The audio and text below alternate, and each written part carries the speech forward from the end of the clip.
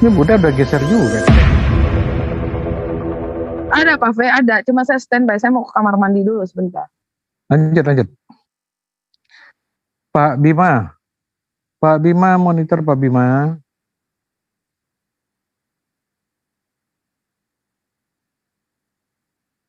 Ini siapa lagi yang monitor di sini? Angkat tangan. Gak ada orang nih, sepi aja. Halo.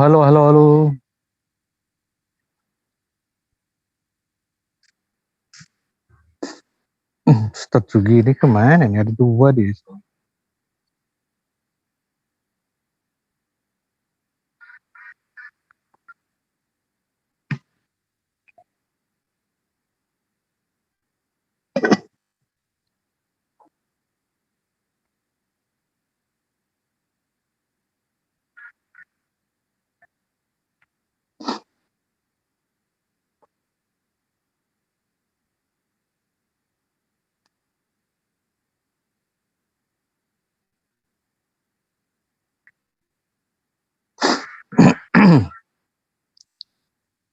Ada yang monitor nggak?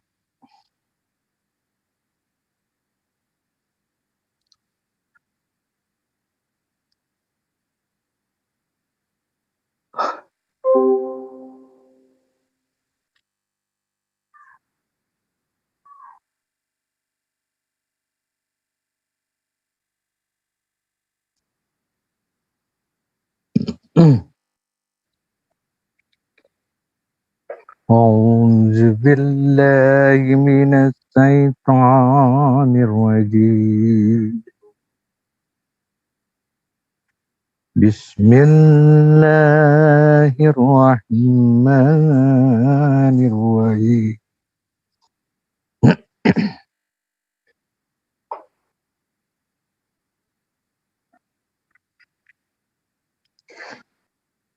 Ar-Rahman 'allamal Qur'an. Khalaqal insan 'allamahu bayan. As-samsu wal qamaru bihusban. Wan najmu wassajaru sayjudan. Was-samaa'a rafa'aha wa wada'al mizan. Allama tataghaw fil mizan. Wa aqimus wazna bil qisti wa la tuhsirul mizan. Wal arada was-ta'aha lil anam. Fiha fakihatun wan nahlu zatul akmam. Wal habbu zul asfi war rayhan. Fabi'ayyi ala'i rabbikuma tukazziban. Khalaqal insan.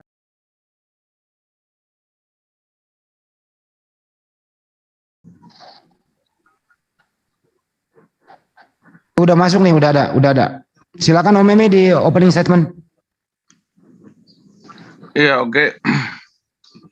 Iya, buat teman-teman dari Sabang sampai Merauke ya, tidak mengenal suku, tidak mengenal agama, tetapi NKRI harga mati. Dialog pada pagi hari ini yaitu berkaitan dengan perintah-perintah kebaikan yang ada di dalam dua kitab, yaitu Al-Quran dan Injil ataupun Alkitab ya. Ajaran mana yang mengajarkan tentang kebaikan supaya umat manusia itu mengikuti ajarannya supaya akan memperoleh kebaikan sesama manusia. Kalau berkaitan dengan ajaran kebaikan, mungkin saya katakan di dalam Alkitab itu bertebaran ya. Kita mulai dari Lukas dulu, Lukas 6:27 sampai 49. Mungkin saya tidak akan membacakan semuanya, mungkin tetapi beberapa bagian saja ya. Di situ dijelaskan bahwasan, tetapi inilah perintahku kepada kamu semua yang mendengarkan ajaranku ini. Kasihilah orang-orang yang memusuhimu dan berbuat baiklah kepada mereka yang membencimu. Di sini ditegaskan artinya sifat seseorang itu harus mengalah. Supaya apa? Supaya itu menjaga persahabatan, menjaga konflik antara keluarga, menjaga konflik antara sesama. Jadi di sini ditegaskan oleh Yesus bahwa sifat mengalah itu lebih baik. Jadi tidak mungkin ketika orang berkeras hati kepada kita, lalu kita membalas dia dengan keras. Maka terjadi bentrokan. Maka itu tidak akan mendapatkan hasil yang baik. Tetapi Yesus di sini menegaskan bahwasan, ya, sifat mengalah itu lebih baik daripada sifat keras. Contoh seperti di Amsal 19:22 juga sangat ditegaskan di situ bahwasan sifat yang diinginkan pada seseorang ialah kesetiaannya. Lebih baik orang miskin daripada seorang pembohong. Ya benar. Lebih baik kita menjadi miskin, hidup apa adanya daripada kita menjadi seorang pembohong. Kalau menjadi seorang pembohong itu kan sudah pasti sangat dibenci oleh tetangga maupun teman-teman maupun saudara kita sendiri. Jadi ajaran-ajaran kebaikan di dalam Alkitab ini saya katakan sangat luar biasa, terlalu banyak sekali. Mungkin sebentar kita akan dialogkan ini. Mungkin ini opening statement, saya rasa cukup dulu ya. Silakan Bang Juma untuk melanjutkan openingnya. Silakan. Baik. Bismillahirrahmanirrahim. Assalamualaikum warahmatullahi wabarakatuh.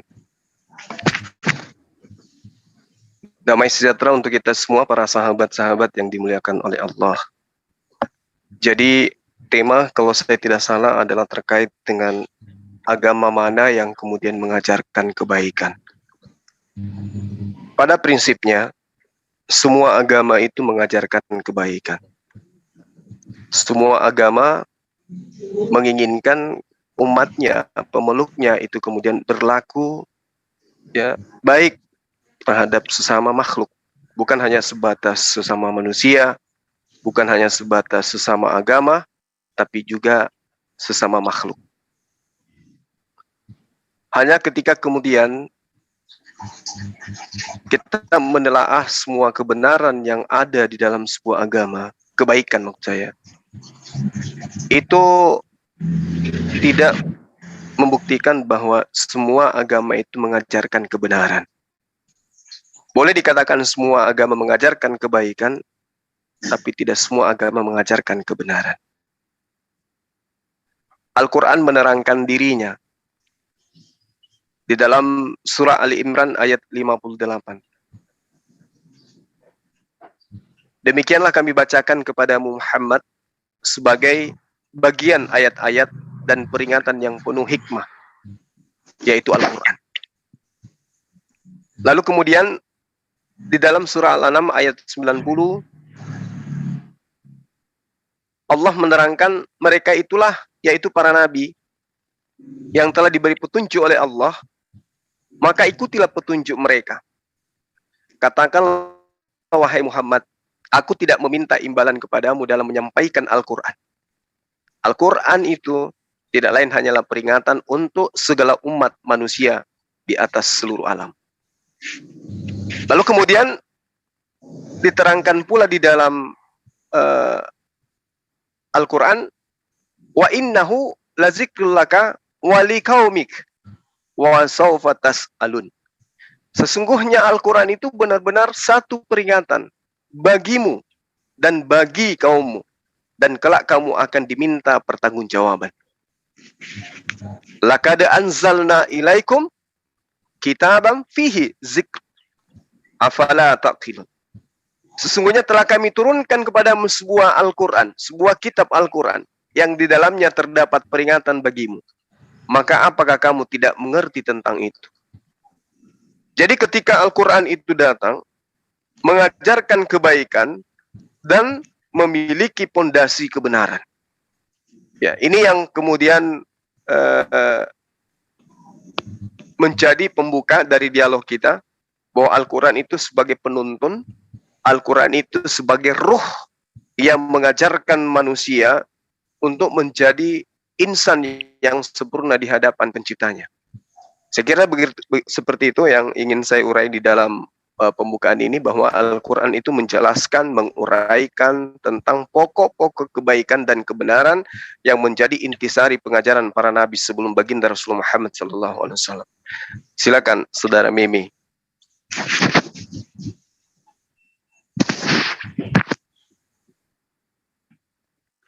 Ya, terima kasih ya. Jadi kalau berkaitan tentang kebaikan, saya katakan ajaran kebaikan di dalam Kristen itu mungkin sangat luar biasa ya.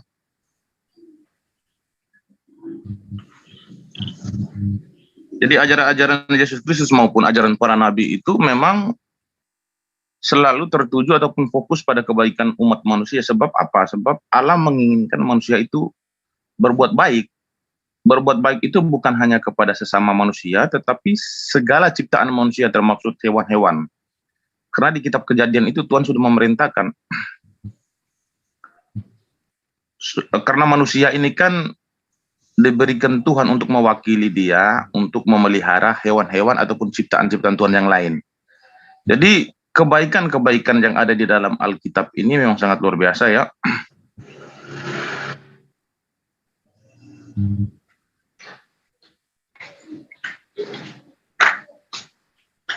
Jadi di 1 Petrus 3 ayat 13 itu mengatakan begini. Dan siapakah yang akan berbuat jahat terhadap kamu jika kamu rajin berbuat baik? Ya, kalau saya katakan secara realitas, memang benar apa yang dikatakan Petrus ini. Dan siapakah yang akan berbuat jahat terhadap kamu jikalau kamu rajin berbuat baik? Secara realitas benar. Ketika kita berbuat baik kepada orang, sudah pasti orang kalau mau berbuat jahat terhadap kita itu mereka pasti akan berpikir. Mungkin ada sifat orang itu, saya katakan 100%, mungkin ada sekitar 20%, mungkin dia masih mau mengkhianati. Tetapi pada umumnya ataupun secara realitas,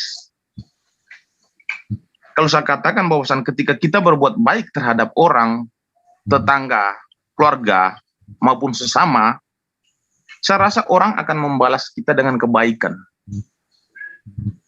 Tetapi jika memang kita berbuat baik terhadap orang, orang berbuat jahat terhadap kita, lalu kita membalas dengan kejahatan, wah, ini tidak ditegaskan oleh Yesus.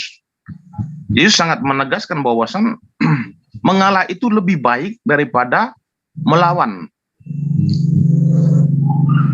Karena melawan dengan orang yang berbuat jahat terhadap kita itu sama saja kita juga menjadi orang yang jahat. Lalu ditegaskan oleh Yesus juga di dalam kitab-kitabnya ini lisan-lisan. Lisan ini yang paling ditegaskan oleh Yesus, dan jangan engkau menghakimi orang lain. Jikalau kamu menghakimi orang lain, maka engkau juga akan dihakimi. Jadi ajaran kebaikan di dalam Yesus Kristus ini memang sangat luar biasa. Dan saya katakan secara iman, memang orang Kristen melakukan itu.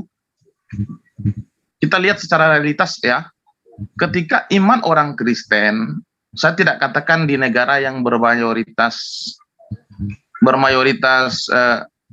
Kristen ya.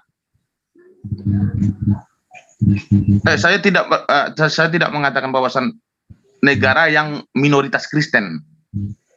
Negara yang mayoritas Kristen saja, ketika secara keimanan dihina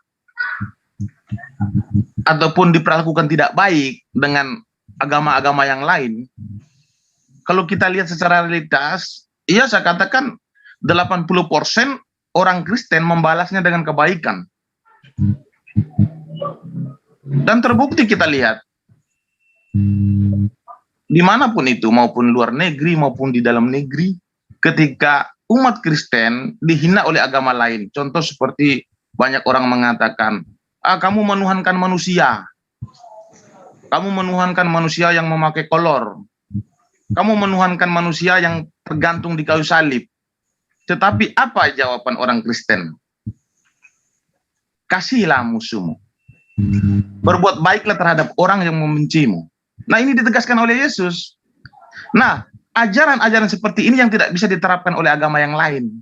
Tetapi agama yang lain, ketika ada seseorang menghina kita, mereka membalas lebih jahat daripada itu. Tetapi di dalam Kristus tidak ada yang seperti itu. Di dalam Kristus hanyalah kedamaian. Karena kedamaian itu akan memperoleh hidup yang kekal. Jika engkau berbuat jahat, engkau tidak akan mendapatkan kasih karunia dari Allah. Tapi kebaikan itu yang penting. Silakan Bang Juma. Oke, baik. Jadi kalau di Islam itu, pondasi daripada Al-Quran menekankan perbuatan yang terpuji, perbuatan yang baik, saling mengasihi satu sama lain. Bismillahirrahmanirrahim. Ya ayuhan nasu taqu rabbakumul ladzi khalaqakum min nafsin wahidah wa khalaqa minha zawjaha wa batha minhuma rijalan katsira wa nisaa wattaqullaha alladzi tasaaluna bihi wal arham innallaha kana 'alaikum raqiba. Jadi di situ Allah menerangkan dengan sangat tegas. Wal arham. Ya, peliharalah hubungan kekerabatan terhadap sesama manusia. Ini perintah Allah. Dan berlaku bagi orang yang bertakwa. Wahai manusia. Jadi seruannya di situ adalah kepada seluruh manusia. Ya ayuhan nas. Ya. Wattaqullah ladzi tasaaluna bihi wal arham. Wahai manusia, bertakwalah kepada Allah yang dengan namanya kamu saling meminta, dan peliharalah hubungan kekerabatan kalian sebagai sesama manusia. Perintah dari Allah.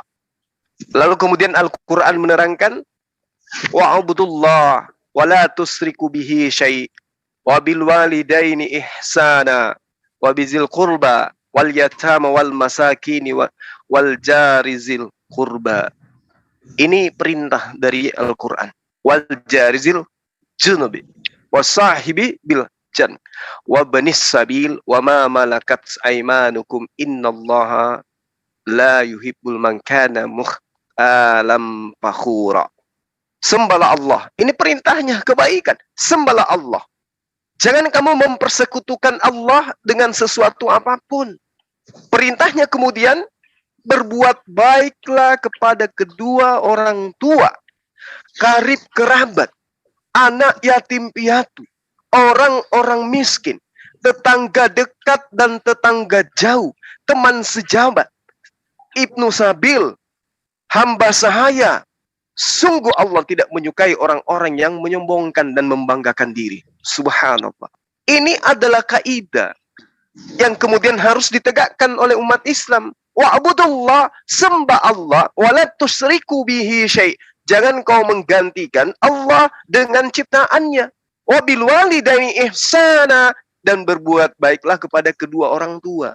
Kalau seluruh umat Islam di muka bumi ini menegakkan aturan ini, maka bumi ya akan dipenuhi dengan rahmat. Bumi akan dipenuhi oleh rahmat. Karena itulah kemudian Islam adalah ajaran yang kemudian mengajarkan kebaikan yang sempurna. Wa anfiqu fi sabilillah wa la tulqu bi aydikum ila tahluka wa ahsinu innallaha yuhibbul muhsinin. Wa ahsinu, itu perintahnya, berbuat baiklah kalian. Bukan perintahnya berbuat hanya kepada sesama muslim, tidak. Infakkan hartamu di jalan Allah, sedekahkan hartamu di jalan Allah. Perintahnya kemudian adalah berikan hartamu kepada siapapun yang membutuhkan, dan jangan kamu jatuhkan dirimu ke dalam kebinasaan dengan tanganmu sendiri. Dilarang zalim. Lalu kemudian wahsinu, wahai manusia, berbuat baiklah kepada sesamamu. Sungguh Allah menyukai orang-orang yang berbuat baik. Innallaha yuhibbul muhsinin. Kaidah, aturan main, koridor yang menjadi pegangan bagi umat Islam. Ketika umat Islam memegang teguh ajaran Al-Quranul Karim, surah Al-Baqarah ayat 195 ini, maka bumi, alam semesta ini akan damai, sejahtera, dan lestari. Karena itulah kemudian Al-Quran, baginda Rasulullah Muhammad SAW, Islam diutus oleh Allah sebagai rahmatan lil alamin. Wa anfiqu fi sabilillah wa la tulqu bi aidikum illa tahluka wa ahsinu. Berbuat baiklah kepada sesama makhluk. Silakan, sementara demikian. Iya, baik. Mungkin ini pemaparan saya yang terakhir, tetapi saya langsung melanjutkan pertanyaan ya. Silakan. Ya. Jadi di dalam Kristus sangat menegaskan sekali bahwasan hidup itu harus mengasihi. Karena mengasihi itu akan berdampak baik terhadap sesama manusia. Supaya apa? Supaya tidak terjadi sesuatu yang tidak baik kepada manusia. Dan juga di dalam Alkitab sangat menegaskan sekali di 10 perintah Allah, di situ diperintahkan jangan membunuh. Ya benar. Jangan membunuh itu adalah perintah sesuatu yang sangat baik untuk kebaikan umat manusia ya. Jika manusia suka membunuh manusia, maka saya katakan itu tidak baik. Jadi di dalam kekristenan itu sangat luar biasa. Tuhan kami itu ajarannya itu sangat fokus terhadap moral, kasih. Kasih dan moral itu sangat luar biasa diajarkan di dalam Kristen. Tetapi Yesus sangat menegaskan begini, lisan itu harus dijaga.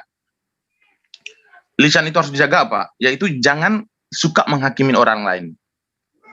Jadi jika engkau menghakimi orang lain, engkau juga akan mendapat penghakiman. Jikalau engkau tidak mendapatkan penghakiman di dunia, tetapi akhiratmu engkau akan mendapatkan itu. Itu kata Yesus. Di Matius 7 ayat 196 kata Yesus begini, jangan kamu menghakimi supaya kamu tidak dihakimi. Karena dengan penghakiman yang kamu pakai untuk menghakimi, kamu akan dihakimi dan ukuran yang kamu pakai untuk mengukur akan diukurkan kepadamu.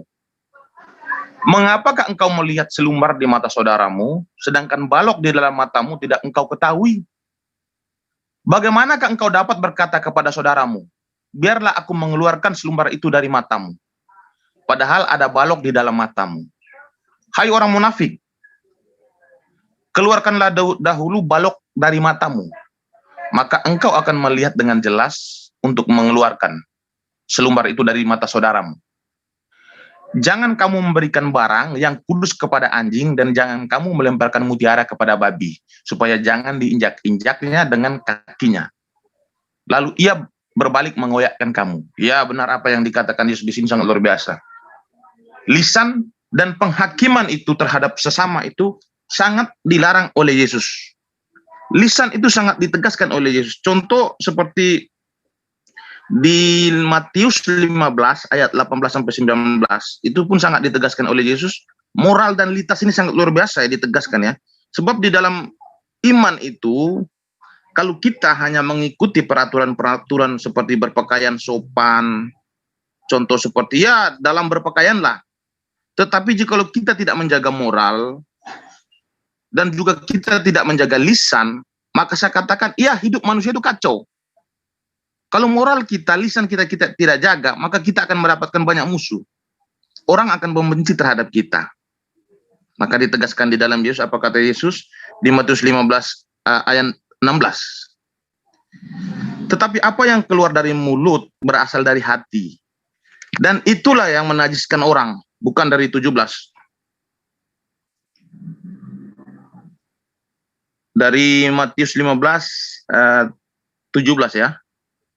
Tidak tahukah bahwa segala sesuatu yang masuk ke dalam mulut, turun ke dalam perut, lalu dibuang di jamban. Tetapi apa yang keluar dari mulut berasal dari hati, dan itulah yang akan menajiskan orang. Jadi di sini sangat ditegaskan, perkataan lisan itu berasal dari hati. Tetapi apa yang masuk ke dalam perut itu tidak berasal dari hati. Tetapi lisan, kata-kata kotor itu berasal dari hati. Maka di sini Yesus sangat menegaskan, hati-hatilah jikalau engkau ingin berbicara kepada sesamamu, jangan engkau menghakimi mereka. Jadi di sini Yesus sangat menegaskan jangan engkau menghakimi sesamamu ya. Sangat luar biasa ya. Dan memang sampai zaman modern seperti ini juga manusia masih menerapkan itu. Dan saya katakan ya 80% manusia pasti mengalah. Kita lihat terjadi sekarang seperti macam ketika kita berjalan di jalan raya. Terjadi ada senggol-menyenggol dengan motor. Tiba-tiba ada seorang memukul kita. Dan kebanyakan orang tidak melawan tetapi dia mengalah. Tetapi dengan mengalah itu kan ada proses hukum. Maka Yesus menegaskan bahwasan lisan ataupun moral itu harus diperbaiki. Saya langsungkan saja pertanyaan ya. Silakan Bang. Ya. Silakan saudaraku Adinda Meme. Ya. Kira-kira ajaran baik apa yang ada di dalam Al-Quran? Tetapi saya mengutip perkataan dari Al-Quran atau hadis, saya tidak tahu. Mungkin nanti sebentar saya akan bacakan. Tetapi bunyinya begini. Jikalau orang murtad, mereka harus dibunuh. Nah, kira-kira ini ajaran ini baik atau tidak? Kira-kira ini harus diterapkan atau tidak? Silakan Bang. Baik. Oke. Al-Quran yang Anda maksud ya, perintah membunuh orang yang murtad. Jadi kalau kita melihat di dalam surah An-Nisa ya, dalam surah An-Nisa, Al-Maidah ayat 32 diterangkan begini. Annahu man qatala nafsan bighairi nafsin aw fasadin fil ardh wa ka'annama qatalan nasa jami'a. Al-Quran menerangkan, barang siapa yang membunuh satu manusia, maka dia seakan-akan telah membunuh semua manusia. Itu yang diterangkan oleh Al-Quran. Wa man ahyaha faka'annama ahya'an nas jami'a wa laqad ja'athum rusulana bil bayyinah. Thumma inna katsiran minhum ba'da dzalika fil ar la musrifun. Dan barang siapa yang berbuat kasih sayang, berbuat rahmat kepada satu manusia, maka dia sama halnya berbuat baik, berbuat kasih kepada seluruh manusia. Nah, terkait dengan pertanyaan saudara, di dalam Al-Quran atau apa yang Anda jadikan sebagai kutipan ya, kalau saya nggak salah di dalam surah At-Taubah ayat 73 atau 74 gitu ya. Ketika ada perintah kemudian yang harus Anda pahamkan di sini. Hai Nabi, berjihadlah melawan orang-orang kafir. Allah berfirman, dan orang-orang munafik, dan bersikap keraslah terhadap mereka. Tempat mereka adalah jahanam, dan itu adalah tempat kembali yang seburuk-buruknya. Jadi yang diseruh kemudian di sini ya, itu adalah itu adalah bagian dari Rasulullah Muhammad SAW terhadap orang yang kafir, terhadap orang yang munafik. Jadi bukan berarti saat sekarang ketika ada orang yang murtad dibunuh, tidak begitu. Diterangkan dalam sebuah hadits, barang siapa yang mengganti agamanya, bunuhlah. Nah, itu bukan terjadi pada masa sekarang, tapi pada masa itu asbabul wurudnya jelas mengatakan bahwa ketika pada masa itu ada orang yang meninggalkan Islam, lalu kemudian kembali menyerang Islam, barulah perintah itu berlaku. Karena kenapa? Al-Quran menerangkan, barang siapa yang mau beriman silakan beriman, barang siapa yang mau kafir silakan kafir. Jadi yang perintah untuk membunuh itu adalah pada masa peperangan. Atau pada masa sekarang, dia murtad, kemudian balik menyerang Islam. Ini menyerang dalam bentuk fisik. Itu yang perlu Anda pahami. Kenapa? Al-Quran menerangkan, La ikraha fiddin. Tidak ada paksaan di dalam ajaran agama Islam. Sama ketika dikatakan di dalam sebuah pengajaran, ya, di dalam pengajaran kitab saudara, kita boleh melihat bagaimana kemudian diterangkan di dalam kitab kitab yang kemudian Anda imani di dalam pengajaran ulangan 13 nomor 7 sampai nomor 12 atau ulangan 17 nomor 2 sampai nomor 5. Perintahnya apa?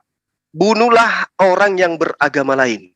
Ini belum murtad, baru beragama lain itu diperintahkan untuk dibunuh. Tapi apakah kemudian pertanyaannya teman-teman Kristen atau Yudaism itu mempraktekkan ini? Tentu tidak. Ada dasar pijakan kemudian yang mereka jadikan sebagai acuan. Kenapa? Karena itu pada masa peperangan. Keluaran 22 nomor 20. Siapa yang mempersembahkan korban kepada ilah kecuali kepada Hasem, haruslah ia dibunuh. Itu perintah. Ya. Lalu kemudian 2 Tawarik 15, nomor 12, nomor 13, bantai, habiskan orang-orang yang tidak percaya kepada Tuhannya Bani Israel. Nah, jadi kalau itu yang dijadikan sebagai dasar pijakan, maka saya katakan bahwa kita salah persepsi terhadap perintah. Zakaria 13 nomor 3, bunuhlah anakmu jika dia mengakui, kalau dia mengaku sebagai nabi. Atau dia mengaku sebagai orang yang mendapatkan ilham dari Allah dalam bentuk wahyu. Nah, maka karena itulah kemudian, apa yang Anda katakan tadi, ada perintah membunuh. Tidak bisa. Tak boleh kemudian dijadikan sebagai dasar pijakan, oh Islam itu ternyata mengajarkan pembunuhan. Karena Al-Quran menjelaskan seperti yang saya terangkan tadi. Innahu man qatala nafsan bighairi nafsin aw fasadin fil ard faka'annama qatalan nas jami'a. Barang siapa yang membunuh, ya, maka dia sama halnya membunuh seluruh manusia. Membunuh dalam arti kata tidak didasari terhadap asas yang dianut oleh suatu pemerintahan.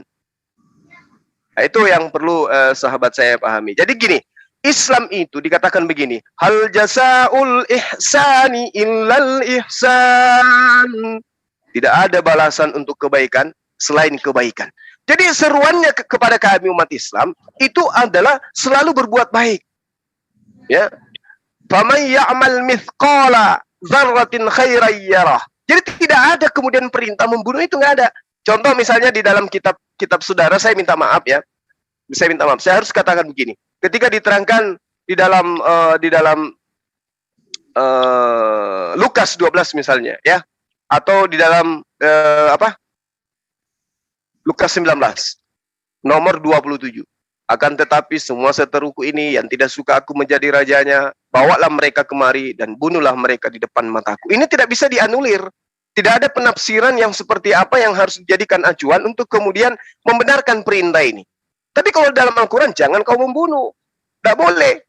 Bahkan perintahnya, wala tufsidu fil ar ba'da islahiha wad'uhu khaufan wa tama'a inna rahmatallah qaribum minal muhsinin.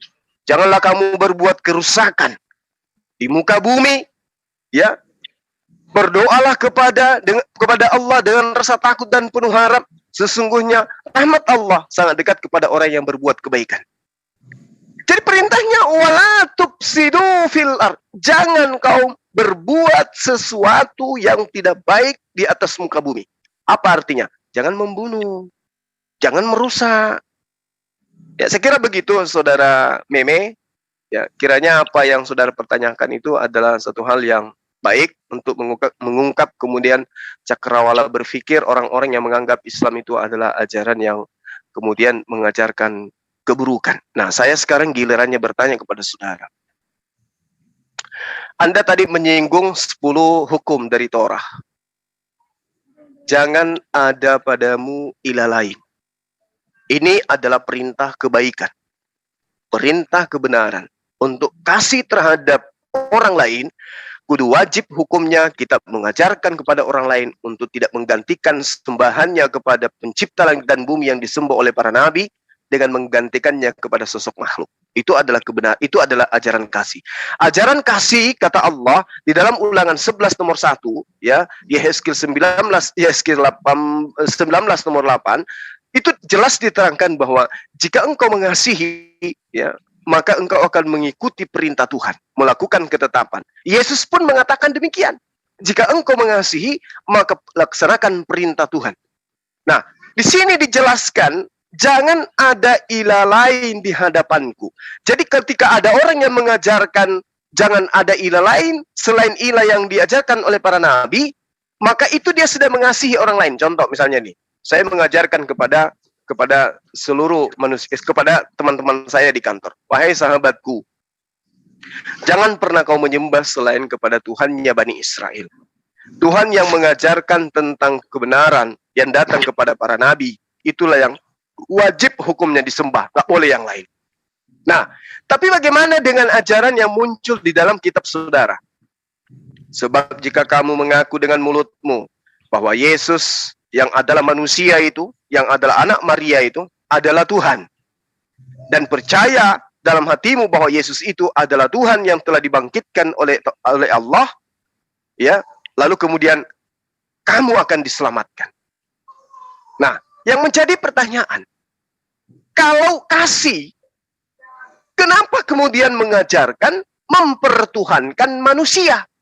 Sementara perintahnya, jangan ada Tuhan lain di hadapanku. Tapi kemudian Paulus melalui Roma 10 nomor 9 mengajarkan, jika engkau ingin selamat, maka kamu mengatakan Yesus yang adalah manusia itu adalah Tuhan itu sendiri. Padahal perintahnya, jangan ada ilah lain di hadapanku. Tapi Paulus mengajarkan untuk mengilahkan Yesus. Ini ajaran kasih atau ajaran apa ini? Silakan, Saudara Mimi. Ya, jadi mungkin saya harus tanggapi terlebih dahulu berkaitan dengan Ulangan 13 ya, yang mengatakan bahwasan bunuhlah terhadap orang yang beda agama. Kalau saya baca di Ulangan 13 ini bukan menjelaskan perintah membunuh kepada orang yang beda agama, tetapi perintah membunuh kepada orang yang mau menyesatkan. Jadi pada zaman itu bangsa Israel hanya mereka lah yang mengenal Tuhan, hanya mereka menyembah kepada Tuhan. Tetapi bangsa-bangsa lain itu dianggap kafir oleh Tuhan itu. Jadi Tuhan tidak mau bangsanya ini akan terkontaminasi dengan bangsa-bangsa kafir ataupun goim, maka dia tidak mau. Jadi kalau ada bangsa-bangsa yang lain mau menyesatkan bangsa Israel, diperintahkan pada zaman itu ya, tetapi perintah ini bukan untuk berlangsung sampai sekarang, tetapi hanya pada zaman itu. Karena Tuhan tidak mau bangsa Israel ini akan menjadi sesat. Maka dia memerintahkan, jika ada bangsa lain ingin menyesatkan kamu, maka bunuhlah mereka. Ya benar. Lalu berkaitan dengan kasih. Kasih ini sebenarnya tidak ada kaitan ketika manusia menuhankan Tuhan lain. Contoh, saya sebagai orang Kristen, saya menuhankan Tuhannya orang Islam, atau saya mengajarkan tentang Tuhannya orang Hindu Buddha terhadap umat manusia. Itu sebenarnya tidak ada berkaitan dengan kasih. Ajaran kasih itu hanyalah fokusnya kepada untuk kebaikan sesama manusia. Bukan berarti ketika saya mengajarkan tentang Hindu kepada orang, lalu saya lalu ajaran saya ini tidak menuju kepada kasih, tidak. Lalu saya memperkenalkan Tuhan Islam kepada umat manusia, artinya ajaran kasih saya itu hilang, tidak. Ajaran kasih itu tidak berkaitan dengan Tuhan. Tidak berkaitan dengan menyembah kepada Tuhan manapun. Silakan saja kamu menyembah kepada Tuhan manapun. Intinya kasihmu, moralmu itu harus diperbaikan. Karena moral ataupun kasih ataupun lisanmu ini supaya apa? Supaya tidak terjadi bentrok antara sesama manusia. Nah ini yang ditegaskan berkaitan dengan kasih. Tetapi jika memang apakah menyembah Allah lain ini juga berkaitan dengan kasih lalu disangkut pautkan dengan Yesus, ya saya menjelaskan. Jadi di dalam Yesaya ya, Yesaya 46 ayat 4, Yesaya 46 ayat 5, Yesaya 46 ayat 9, di sini menyinggung tentang Allah-Allah lain. Apakah ketika ada orang menyembah kepada Allah lain, apakah kasihnya itu hilang terhadap sesama manusia? Tidak. Ketika seseorang menyembah kepada Allahnya orang Yahudi, Allahnya orang Arab, Allahnya orang Hindu Buddha, apakah kasih mereka terhadap sesama manusia akan hilang? Tidak. Itu adalah hak seseorang untuk menyembah kepada siapapun. Tetapi kasih yang ditegaskan oleh Yesus, jangan sampai engkau mengingkari tentang kasih itu. Kalau berkaitan dengan menyembah kepada Allah lain itu hilang kasih, lalu dipertanyakan oleh Bang Juma, lalu kenapa orang Kristen menyembah kepada Yesus, artinya kasih sesamamu itu akan hilang. Saya katakan tidak, itu tidak ada berkaitan dengan kasih. Hak seseorang untuk menyembah kepada Tuhan manapun. Di Yesaya 46 ayat 4 ini menyinggung tentang ketika bangsa Israel menyembah kepada dewa Baal ataupun Nebo. Artinya orang-orang Israel pada zaman itu mereka beralihkan hati mereka kepada Allah-Allah lain. Maka Tuhan menegaskan kepada mereka di Yesaya 46 ayat 4, sampai masa tuamu aku tetap dia, Dan sampai masa putih rambutmu, aku menggendong kamu. Yesaya 46 ayat 5. Kepada siapakah kamu hendak menyamakan aku, hendak membandingkan aku dan mengumpamakan aku sehingga kami sama? Yesaya 46 ayat 9. Ingatlah hal-hal yang dahulu dari sejak purbakala, bahwasan akulah Allah, dan tidak ada yang lain seperti aku. Jadi Tuhan di sini menegaskan bahwa jangan engkau menyembah kepada Allah lain, yaitu dalam konteks tertuju kepada dewa Baal ataupun Nebo. Apakah ketika orang Israel menyembah kepada dewa Baal ataupun Nebo, apakah kasih mereka itu akan hilang? Apakah lisan mereka itu akan hilang? Lisan berkaitan tentang kebaikan itu akan hilang? Tidak. Apakah moral mereka akan hilang? Tidak. Manusia berhak menyembah kepada Tuhan manapun. Contoh, saya menyembah kepada Tuhannya orang Hindu, apakah moral saya akan hilang? Tidak. Ketika saya menyembah kepada Tuhannya Islam, apakah moral saya akan hilang? Tidak. Tetapi moral, kasih, ataupun lisan tidak ada kaitan dengan Tuhan. Nah, saya langsung bertanya saja ya. Ya, saya langsung bertanya begini. Di dalam Islam itu diperbolehkan membunuh jikalau kita merasa benar. Nah, ini dijelaskan di dalam Al-Isra 33 ya. Mungkin saya harus bacakan. Dan janganlah kamu membunuh orang yang diharamkan Allah, kecuali dengan sesuatu alasan yang benar. Dan barang siapa dibunuh secara zolim, maka sungguh kami telah memberikan kekuasaan kepada walinya. Tetapi janganlah walinya itu melampaui batas dalam membunuh. Sesungguh dia adalah orang yang mendapatkan pertolongan. Jadi di sini ditegaskan wali juga jangan berlebihan untuk membunuh orang yang terlalu banyak. Lalu ayat pertamanya ini menegaskan bahwasan boleh membunuh, tetapi jika kamu merasa benar. Kita tahu secara realitas hidup ini pasti orang itu akan bersengketa ataupun konflik sesama manusia. Apakah ketika kita bertengkar dengan orang, contoh kita di jalan raya, ada selisih paham sedikit, apakah ketika kita merasa benar, apa kita harus membunuh orang ini? Karena ayat ini menegaskan, jika engkau merasa benar, bunuhlah dia. Tetapi kalau di dalam ajaran Kristen tidak ada ini. Yesus sangat menegaskan, jangan membunuh, tetapi kasihilah sesamamu. Tetapi di Al-Quran ini memerintahkan bahwasan, jika engkau merasa benar, bunuhlah dia. Kalau merasa benar itu bukan hanya terjadi peperangan antara bangsa-bangsa, tetapi konflik secara pribadi dengan orang lain juga sering terjadi di dalam kehidupan umat manusia. Saya pergi ke warung orang, beli sesuatu, mungkin di situ ada salah kata, pertengkaran sedikit. Saya mempunyai ego yang tinggi, saya benar kok, saya bunuh aja orang ini. Ya pasti, karena ini perintahnya seperti itu. Merasa benar bunuh, tetapi jangan berlebihan katanya. Jangan terlalu banyak-banyak membunuh. Silakan dijelaskan Bang, di Al-Isra 33. Oke, baik. Ya, pertanyaan yang sangat menarik ya dari Al-Quran surah Al-Isra ayat 33. Wala taqtulun nafs lati harramallahu illa bil haqq. Ya, jadi diterangkan, janganlah kamu membunuh orang yang diharamkan oleh Allah kecuali dengan suatu alasan yang benar. Ini perintahnya kepada siapa? Jadi kita harus mengerti dulu asbabul nuzul dari sebuah ayat. Ya. Ini diterangkan kemudian di dalam Al-Quran, pembunuhan yang menimbulkan kerusakan. Di sini jelas Islam melarang setiap tindakan yang menimbulkan kerusakan. Larangan itu berlaku umum untuk segala macam tindakan yang menimbulkan kerusakan.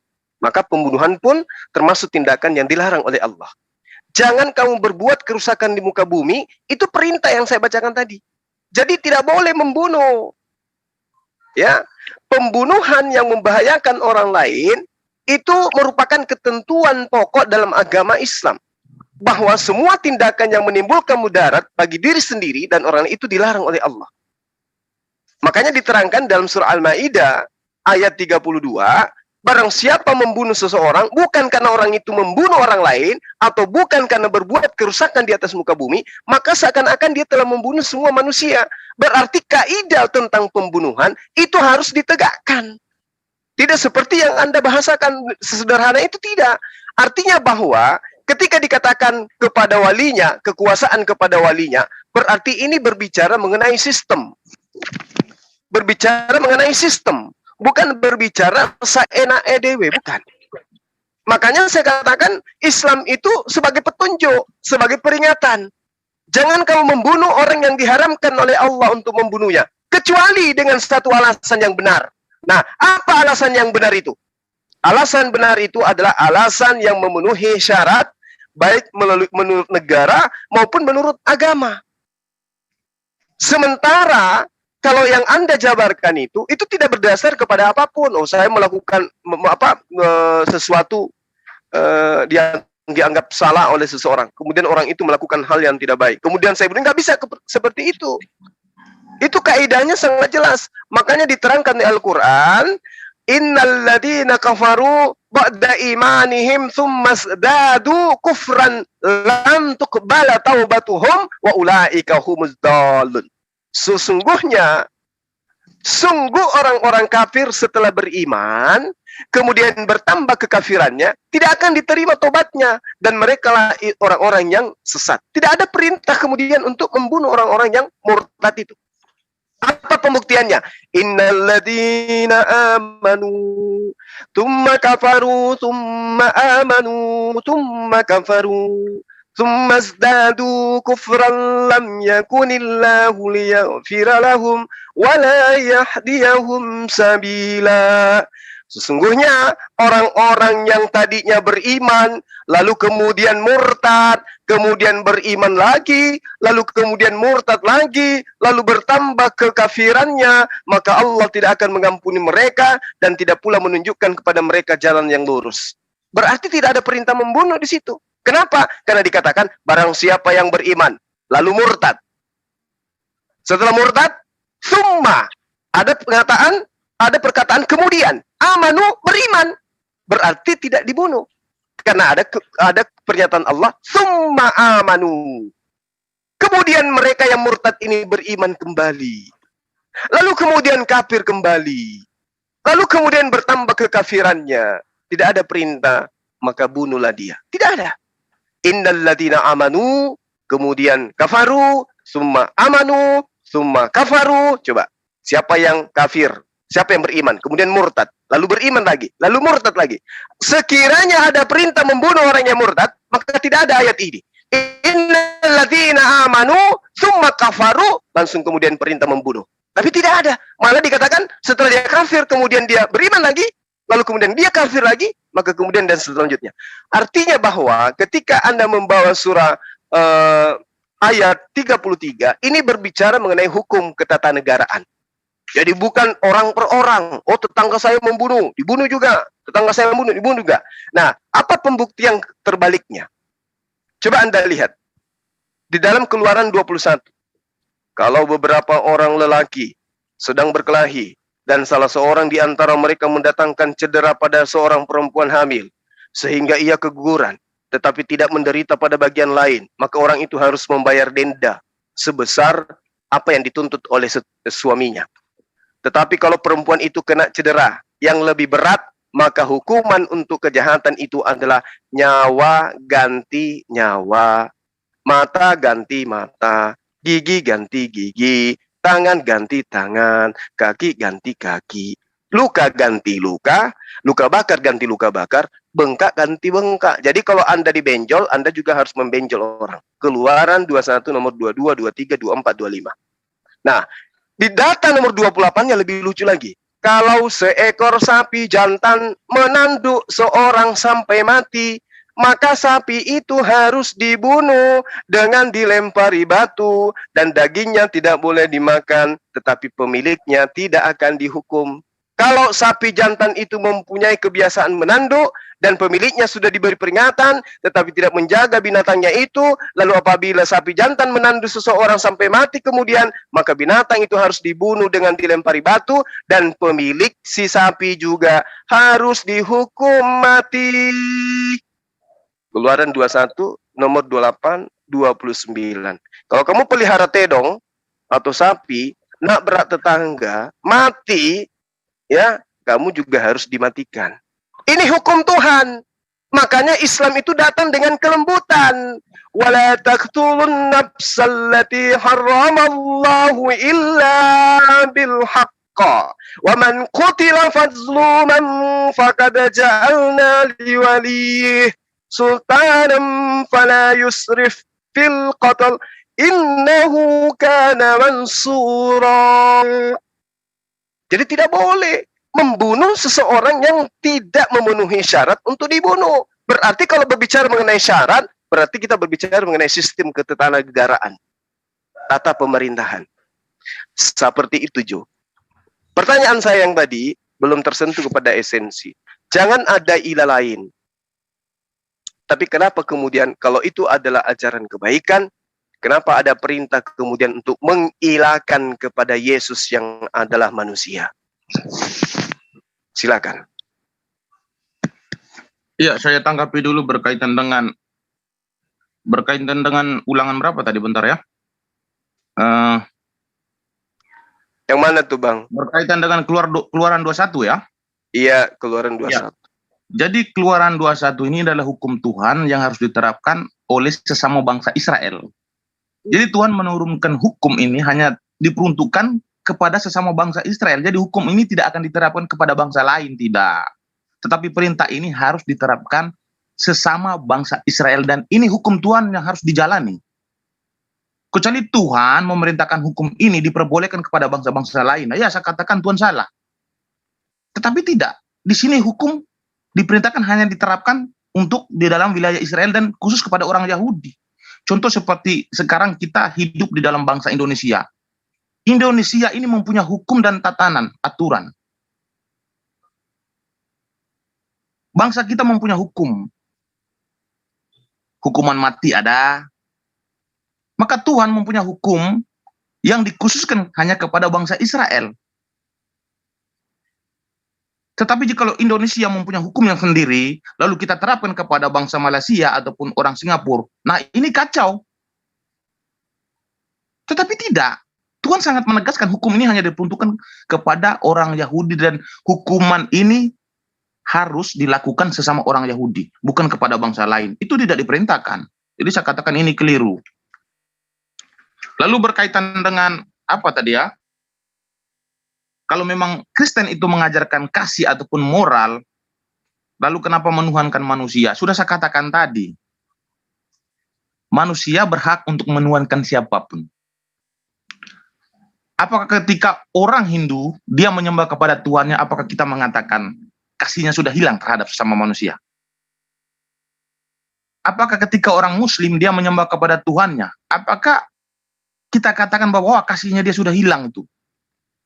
Apakah ketika orang Kristen menyembah kepada Tuhan yang disembah oleh Tuhan para nabi, apakah mau dikatakan itu kasihnya sudah hilang? Sudah saya katakan tadi, kasih ataupun moral ataupun lisan itu tidak ada kaitan dengan menyembah kepada siapa. Menyembah kepada Tuhan manapun, sudah saya katakan, itu adalah hak personal. Bukan berarti menyembah kepada Tuhan manapun, lalu kasih ataupun lisan ataupun moral itu akan hilang. Tidak ada kaitan dengan Tuhan. Apakah ketika kami sebagai orang Kristen menyatakan bahwa Yesus adalah Tuhan firman Allah yang menjadi manusia, lalu moral kami hilang, lisan kami tidak terjaga lagi, lalu kasih kami terhadap sesama manusia itu hilang? Tidak. Itu tidak mengganggu, tidak ada kaitan dengan menuhankan siapa, dengan kasih moral dan juga lisan. Tidak itu. Setiap manusia berhak untuk menuhankan siapapun. Saya langsung bertanya aja. Itu pertanyaan sudah saya jawab ya. Saya mungkin baca di sini di hadis ya. Iya. Ya. Saya baca di hadis mana tadi, sudah saya lupa. Hadis riwayat Muslim kayaknya mungkin. Bentar.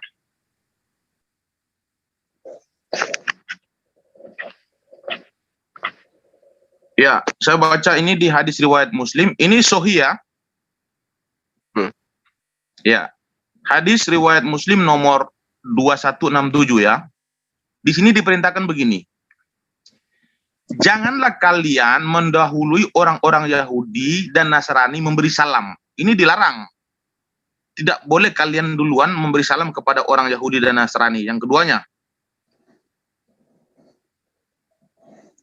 apabila kalian berpapasan dengan salah seorang di antara mereka di jalan, maka desaklah dia ke jalan yang paling sempit.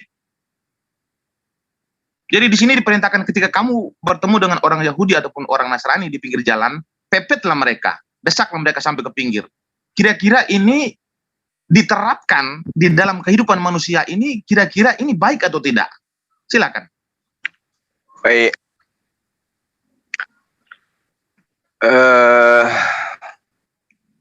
Pertanyaan yang sangat menarik.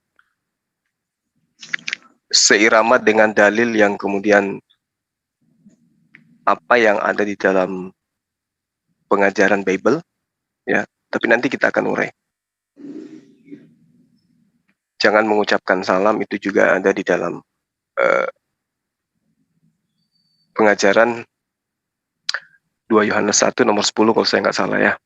Oke, jadi gini, hadits yang Anda bacakan itu ketika diterangkan la tabuti Yahud wan Nasar bisalam, janganlah engkau mendahului orang Yahudi dan Nasrani mengucapkan salam. Ini harus dipahami dulu. Ini maksudnya gimana di sini? Ya. Yang dikatakan di dalam hadis ini itu kondisi pada masa itu. Karena yang katakan Rasulullah Muhammad SAW, ada juga di dalam hadis Bukhari. Ya, jika ahlul kitab mengucapkan salam kepada kalian, maka ucapkanlah wa'alaikum. Boleh. Lalu kemudian diterangkan juga di dalam hadis Tirmizi, jika seorang ahli kitab mengucapkan salam kepada kalian, maka jawablah, semoga kalian mendapat apa yang kalian ucapkan. Nah, terkait dengan apa yang saudara pahamkan tadi, itu adalah pada masa itu, masa genting, masa peperangan, masa di mana mereka banyak yang menyusup masuk, berpura-pura menjadi bagian daripada pasukan muslimin, tetapi ternyata mereka berkhianat. Karena perintahnya bagi kami Al-Quran, la yanhakumullah anil ladina lam yuqatilukum fiddin walam yukhrijukum min diyarikum antabarruhum. Ini jelas. Allah tidak melarang kamu untuk berbuat baik dan berlaku adil terhadap orang-orang yang tiada memerangi kamu karena agamamu dan tidak pula mengusir kamu dari negerimu. Sesungguhnya Allah menyukai orang-orang yang berlaku adil. Jadi hadis tadi itu berbicara mengenai tentang peperangan. Ini dalil. La yanhakumullah anil ladina lam yuqatilukum fiddin.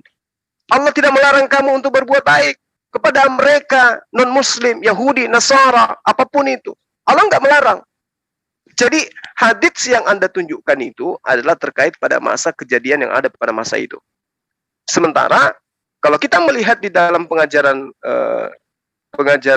kitab yang saya katakan tadi, di dalam 1 Yohanes ini, 2 Yohanes 1 nomor 10, kalau kita bacakan kepada teman-teman Kristen, itu alasannya juga sama. Jikalau seorang datang kepadamu dan ia tidak membawa ajaran Kristen, janganlah kamu menerima dia di dalam rumahmu dan jangan memberi salam kepadanya. Kalau kami umat Islam tidak. Ya. Haditsnya menerangkan bahwa ketika orang-orang Yahudi mengucapkan salam kepadamu, maka katakan kepada mereka, semoga kalian mendapatkan apa yang kalian ucapkan tadi. Artinya, doanya itu kembali kepada mereka. Nah, katakan di dalam hadis Bukhari misalnya, di situ diterangkan bahwa iza sallama alaikum ahlul kitab faqulu wa alaikum. Maka katakan kepada mereka, atas ucapanmu itu kembali kepadamu. Misalnya orang Yahudi atau orang Kristen mengatakan selamat pagi. Maka kata Rasulullah, wa alaikum, faqulu wa alaikum. Ucapkan kepada mereka selamat pagi juga atasmu. Nah itu. Tapi kalau di dalam 2 Yohanes 1 nomor 10, apa yang dikatakan? Jangan kau mengucapkan salam. Tidak boleh. Itu perintah. Dan janganlah memberi salam kepada orang-orang yang tidak membawa ajaran Kristen. 2 Yohanes 1 nomor 10. Saya katakan Kristen kenapa? Karena ini adalah ada di dalam Bible. Jikalau seorang datang kepadamu dan dia tidak membawa ajaran ini, ajaran yang mana maksudnya? Ajaran Kristen. Jangan kamu menerima dia di dalam rumahmu dan jangan memberi salam kepadanya. Itu kalau kita menggunakan pemikiran dangkal. Tapi apakah benar teman-teman Kristen demikian? Tidak. Teman Kristen itu baik. Ketika kita beri salam, dia beri salam. Ketika kita ke rumahnya, dia izinkan kita masuk ke rumahnya. Saya kira itu pemahaman pemahaman yang kerdil ketika data di atas sebuah hadits atau dalam sebuah data dalam Bible yang dijadikan sebagai acuan, sementara nyata kemudian kita lihat saudara Kristen itu baik, Islam juga baik. Sekira begitu, saudaraku. Ya, saya tanggapi sedikit berkaitan dengan di 2 Yohanes ya.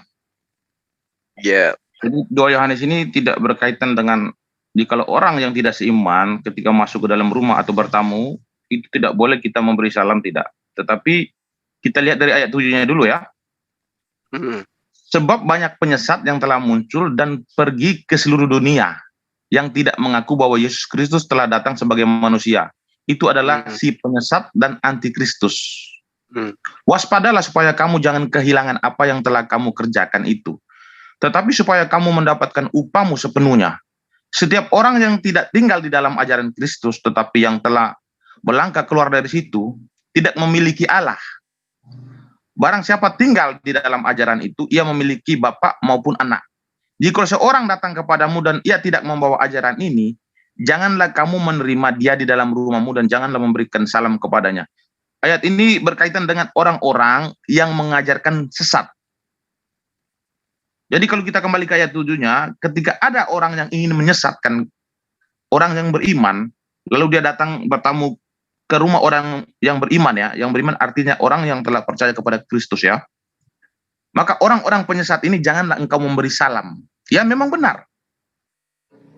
Apakah ketika orang datang untuk menyesatkan kita, apakah kita harus melayani dia dengan baik? Karena ketika orang mau menyesatkan itu, sudah pasti tidak baik untuk kehidupan kita secara iman. Maka tidak perlu memberi salam jika orang mau datang mau menyesatkan kita. Itu sama saja membawa musibah untuk kita.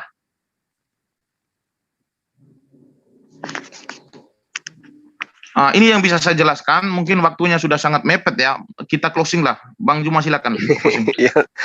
Iya baik. Oke. Jadi ketika ada orang yang mengajarkan di luar daripada kekristenan, itu pasti adalah antikristus bagi Kristen. Yang sama halnya semua yang non-Kristen ya jangan terima di rumah dan jangan beri salam kepada mereka. Tapi itu kesimpulan saya. Tentu berbeda dengan kesimpulan saudara. Baik. Jadi gini. Ketika sahabat saya mengatakan siapapun boleh menyembah siapapun, tetapi itu bukan berarti mengajarkan tidak mengajarkan kasih. Nah ini saya sebenarnya saya sangat kecewa gitu. Ketika tema kita tentang kebaikan, jangan ada ilah lain di hadapanku. La ilaha illa ana. Jangan ada Tuhan selain aku. Tidak ada Tuhan selain aku. Lalu kemudian saya memberikan data, kalau kasih kepada sesama manusia, itu diterangkan di dalam Ulangan 11 nomor 1. Haruslah engkau mengasihi Tuhan Allahmu. Dengan cara apa? Melakukan dengan setia kewajibanmu terhadap dia, dengan senantiasa berpegang teguh kepada segala ketetapannya, peraturannya, dan perintahnya. Itu kasih kepada Allah. Lalu bagaimana kasih kepada para nabi? Yohanes 14 nomor 15. Jikalau kau mengasihi aku, kamu akan menuruti segala perintahku. Kasih kepada Allah, menuruti segala perintah Allah. Kasih kepada Yesus, yaitu menuruti segala perintah Yesus. Nah, bagaimana dengan kasih kepada sesama manusia? Matius 5 nomor 19. Karena itu siapa yang meniadakan salah satu perintah hukum Taurat, sekalipun yang paling terkecil, dan mengajarkan demikian kepada orang lain, maka ia akan menduduki tempat yang paling rendah di kerajaan surga. Di kerajaan langit maksudnya. Tetapi siapa yang melakukan dan mengajarkan segala perintah-perintah hukum Taurat ini kepada orang lain, ia akan menduduki tempat yang tinggi di dalam kerajaan surga. Artinya, ajaran kasih itu selalu identik dengan perintah, dan perintah Tuhan. Itu ajaran kasih. Baik kasih kepada Tuhan, kasih kepada Nabi, kasih kepada utusan Tuhan, kasih kepada sesama manusia, muatannya selalu perintah, dan perintah serta perintah Tuhan. Itu ajaran kasih yang benar. Nah, kemudian ketika kita melihat ada perintahnya jangan ada ilah lain. Lalu kemudian muncul pendiri Kristen membuat ilah baru dalam rupa manusia.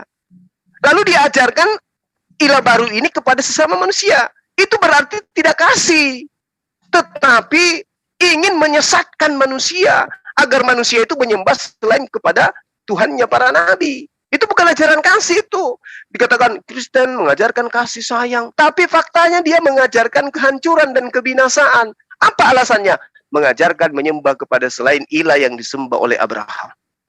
Abraham tidak pernah menyembah Yesus. Kristen menyembah Yesus yang tidak merupakan ajaran para nabi. Nah, bagaimana dengan Al-Quran? Al-Quran jelas. Wala tufsidu fil ard ba'da islahiha wad'uhu khaifan wa tama'a. Inna rahmatallah qaribum minal muhsinin. Jangan berbuat kerusakan. Tidak boleh. Sekali mengajarkan menyembah hanya kepada Allah, ajarkan menyembah hanya kepada Allah. Jangan kau merusak kejiwaan, rohani, akal sehat manusia. Jangan. Lestarikan tauhid, lestarikan menyembah hanya kepada Allah. Tidak boleh membuat sesuatu. Harus berdoa kepada Allah dengan rasa takut dan penuh harap. Ini perintah kebaikan. Bukan kemudian bermegah, ya, tepuk tangan karena sudah dibebaskan dari hukum-hukum Tuhan. Tidak ada lagi rasa takut. Efesus 2 nomor 15. Tidak ada lagi rasa takut kepada Tuhan. Karena aturannya sudah dihapuskan. Al-Quran menerangkan in ahsantum li anfusikum wa in asatum falaha. Ini jelas. Jika kamu berbuat baik, berarti kamu berbuat baik untuk dirimu sendiri.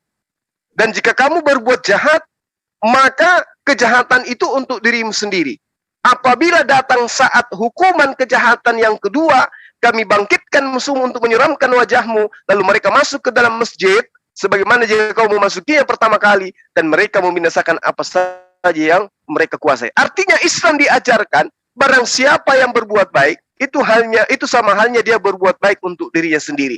Jadi berbuat baik terhadap orang lain sama halnya berbuat baik kepada diri sendiri. Berbuat jahat kepada orang lain sama halnya berbuat baik berbuat jahat terhadap diri sendiri. Indah sekali Islam itu. Ya. Qul la yastawil khabith wat tayyib walau ajabak kasratul khabith. Fattakullah ya ulil albab la'allakum tuflihun.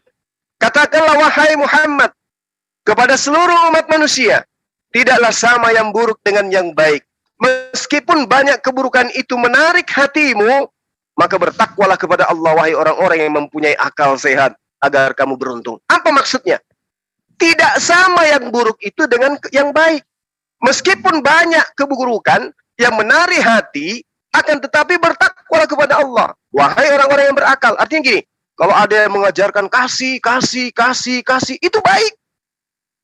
Tapi kemudian, kalau kebaikan yang dimaksud itu bukan sebuah kebenaran, jangan diikutin. Tapi takutlah kepada Allah. Apa itu? Perintahnya. Ingat perintahnya. Lakukan perintahnya. Jangan hapuskan perintahnya dengan mengatakan bahwa mereka itu telah melakukan sesuatu yang benar.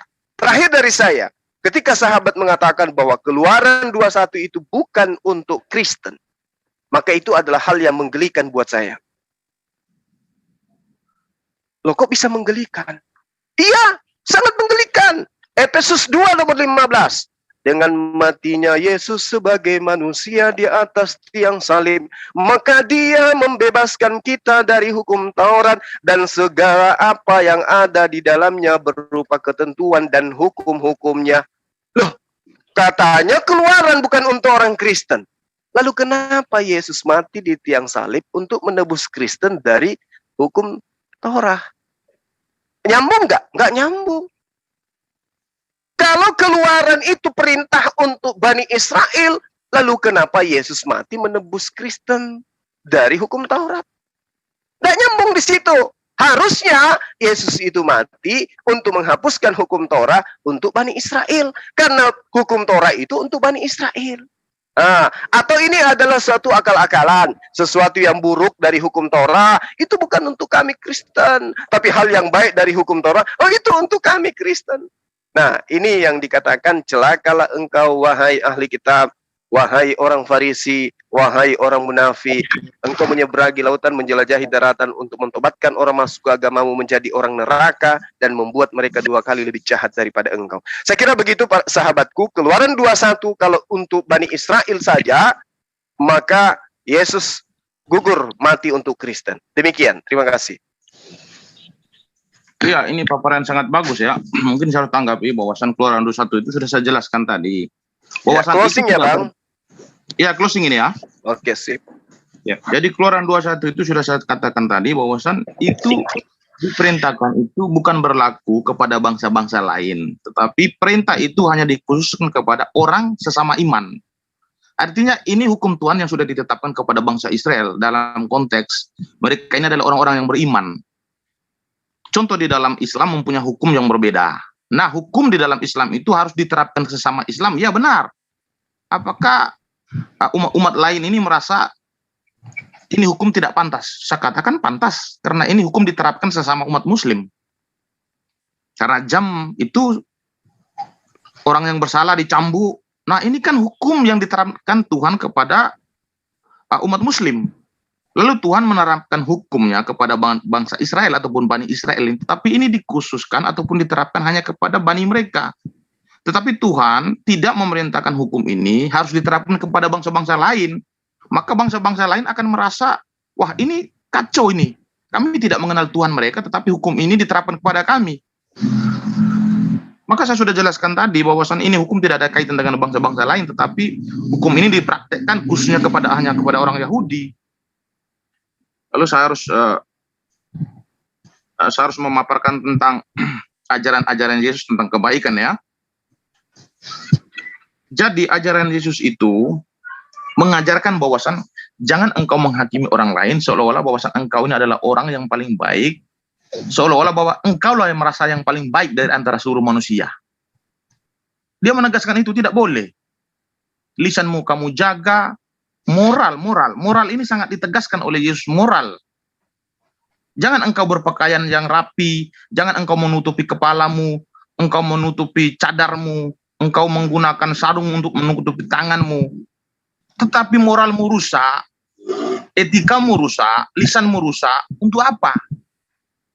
Tetapi yang ditegaskan di dalam Kristus, dia menegaskan hanya hatimu.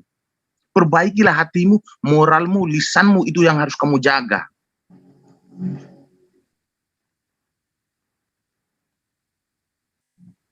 Maka moral itulah untuk membawa manusia ke dalam kehidupan yang benar, yaitu dalam konteks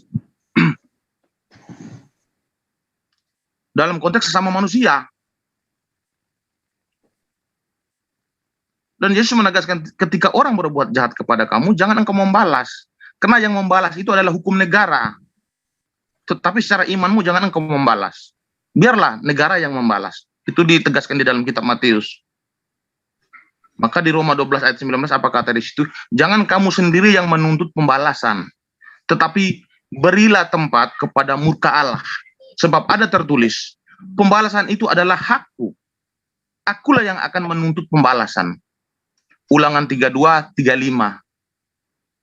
Hakulah dendam dan pembalasan pada waktu kaki mereka goyang, sebab hari bencana bagi mereka telah dekat. Akan segera datang apa yang telah disediakan bagi mereka. Jadi hak pembalasan di dalam iman Kristen ataupun ajaran para nabi yang bersumber dari Tuhan ataupun ajaran Yesus Kristus itu, jangan engkau membalas mereka dengan perbuatan jahat mereka, tetapi kasihilah mereka. Yang berhak yang berhak membalas perbuatan jahat mereka adalah hukum negara. Tetapi jikalau kamu adalah orang beriman, jikalau engkau ditampar pipi kirimu, berikan juga pipi kananmu. Ini satu perumpamaan yang baik. Artinya di sini pesan yang sangat moral. Sifat mengalah itu baik dipesankan oleh Yesus. Secara iman ya, kita tidak mengatakan secara personal ataupun agresif personal, tidak, tetapi secara iman di sini dipesankan. Hak pembalasan hanyalah milik Tuhan, tidak ada milik lain.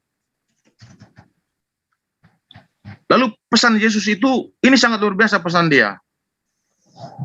Dan jika kamu berdiri untuk berdoa, bukan. Dia berpesan begini di Matius ya. Tetapi jika engkau berdoa, masuklah ke dalam kamarmu, tutuplah pintumu dan berdoalah kepada Bapamu yang tidak di tempat berdoalah kepada Bapamu yang ada di tempat tersembunyi. Maka Bapamu melihat yang tersembunyi itu akan membalasnya kepadamu. Lalu di Matius 6 ayat 5-nya di sini ditegaskan dia. Ini salah satu penegasan sangat luar biasa ini. Dan apabila kamu berdoa, janganlah berdoa seperti orang munafik.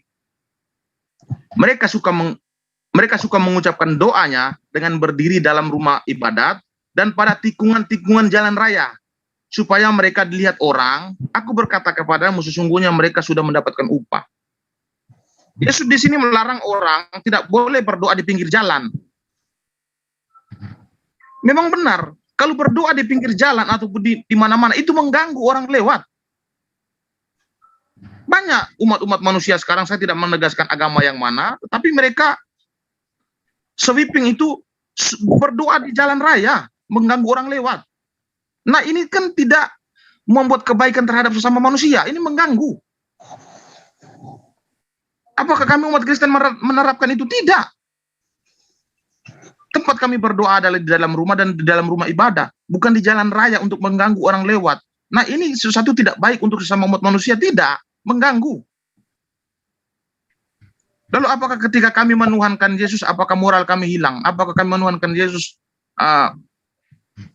kasih kami hilang? Apakah kami menuhankan Yesus, lisan kami itu dalam konteks kebaikan itu akan hilang? Tidak, sudah saya katakan tadi. Menuhankan siapapun itu adalah hak pribadi. Bukan berarti ketika saya menuhankan Tuhannya orang Hindu, Islam, Tuhan orang Yahudi ataupun Tuhannya para nabi, apakah moral saya hilang atau lisan kebaikan saya hilang? Tidak. Itu tidak ada kaitan dengan topik pembahasan tentang ajaran kebaikan. Kalau itu dikaitkan dengan ajaran kebaikan, maka saya harus korelasikan dengan iman Muslim. Di dalam ajaran Kristen ataupun ajaran para nabi ataupun ajaran Yudaism, bahwasan Allah itu tidak mau menyatakan keagungan kepada bangsa lain, dia hanya mau menyatakan keagungan kepada orang Israel. Artinya seluruh bangsa harus mengenal dia melalui bangsa Israel. Dan Yesus menegaskan itu di Yohanes 4, bahwa keselamatan itu hanya datang daripada bangsa Yahudi. Yesaya 49 ayat 3 ini menegaskan bahwasan Ia berfirman kepadaku, engkau adalah hambaku Israel, dan olehmu aku akan menyatakan keagunganku. Lalu ada Tuhan yang menyatakan keagungan kepada Muhammad dalam Gua Hira. Tuhan yang mana ini? Artinya umat Muslim tidak menyembah kepada Tuhan para nabi, Tuhan Yahudi dan Tuhan orang Kristen. Artinya Tuhan yang menyatakan keagungan kepada Muhammad di dalam Gua Hira ini Tuhan yang lain. Apakah boleh saya mengatakan ketika kalian menyembah Tuhan yang lain, apakah moral kalian hilang? Apakah ketika kalian menuhankan Tuhan yang lain, apakah lisan kebaikan kalian ataupun moral lisan ataupun ajaran kebaikan itu akan hilang? Kan tidak. Maka saya katakan tadi, menuhankan Tuhan yang manapun tidak ada kaitan dengan moral atau berkaitan dengan kasih. Tidak ada sangkut paut itu, Pak. Maka di dalam ajaran Kristen itu sangat luar biasa. Tidak ada yang bisa menandingi kasih yang sangat diterapkan oleh umat Kristen. Maka ketika orang Kristen dihina semodel apapun, orang Kristen tidak pernah menanggapinya. Ketika ada umat lain mengatakan kalian telah menuhankan Tuhan yang memakai kolor. Ketika ada umat lain mengatakan kalian telah menuhankan Tuhan yang tergantung di kayu salib. Orang Kristen secara iman tidak pernah menuntut itu. Menuntut pembalasan tidak ada. Tetapi apakah ketika orang Kristen menghina agama-agama lain, apa yang akan terjadi di Indonesia? Apakah ketika orang Kristen menghina Tuhan-Tuhannya orang lain, apa yang akan terjadi? Demo berjilid-jilid, mengganggu orang lewat. Apakah ini dikatakan ajaran baik? Ajaran baik itu adalah hanya berserah diri kepada Tuhan. Maka Tuhan menegaskan hak pembalasan itu adalah milik, bukan milik kalian. Hak penghakiman itu adalah milikku, bukan milik kalian. Kalian siapa berhak untuk menghakimi orang lain? Itu ditegaskan di dalam kitabnya Rasul Petrus. kalian ini siapa hak menghakimi orang lain? Hak penghakiman hanyalah milik Allah, bukan manusia. Itu yang bisa saya tegaskan. Terima kasih.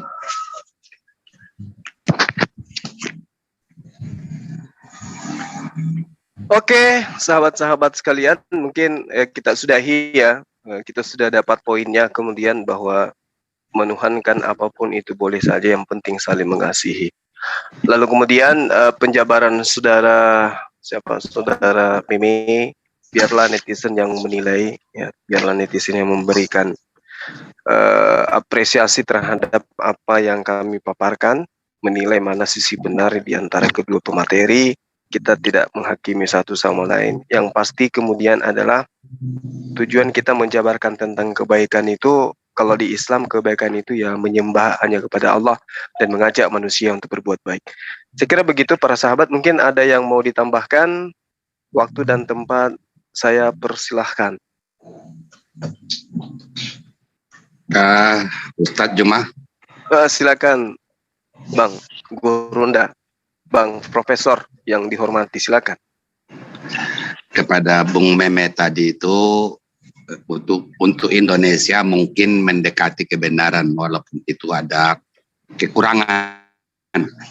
Namun juga kita tidak terpaku pada di Indonesia, dan juga kita bisa melihat juga bagaimana di Irlandia sana itu tentang masalah-masalah yang mereka lakukan, termasuk kemasyarakatan. Jadi kalau hanya kita berfokus pada satu titik, satu lokasi ataupun satu kebangsaan, satu negara, tidak kita melihat dengan negara-negara lain, karena agama ini, akidah ini, kepercayaan ini kan general seluruh dunia, bukan hanya di Indonesia semata. Nah, tadi terus kemudian Bung Meme tadi juga menjelaskan tentang kitab suci, tulisan-tulisannya. Mohon penjelasannya, pencerahannya Bung Meme. Terima kasih. Ya, pertanyaan apa itu, Pak?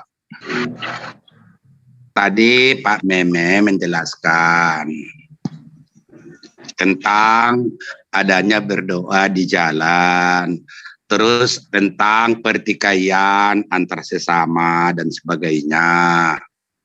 Nah terus pertanyaan saya, pertikaian yang ada di Irlandia sana yang tidak akan belum berakhir, sudah puluhan tahun berjalan, bahkan mungkin sampai kiamat akan terjadi sedemikian rupa. Tanggapan Bung Meme terhadap kondisi ini, baru satu negara saya katakan, Irlandia. Belum lagi di Yunani. Di Yunani itu mungkin Bung Meme sudah pernah ke Yunani. Jam 6 bunyi gereja pagi sampai jam 6 sore hanya dengan izin oleh bisa berlalu lalang. Itu. Apakah ini juga tidak konsisten dengan kitab sucinya? Demikian Bung Meme. Iya, kira-kira pertikaian yang di Irlandia itu berkaitan dengan perintah agama atau berkaitan dengan agresi personal ataukah perintah secara kelompok? Silakan, Pak. Pertikaian yang ada di sana itu pertama mengenai sekte. Terjadilah peperangan antar dua negara.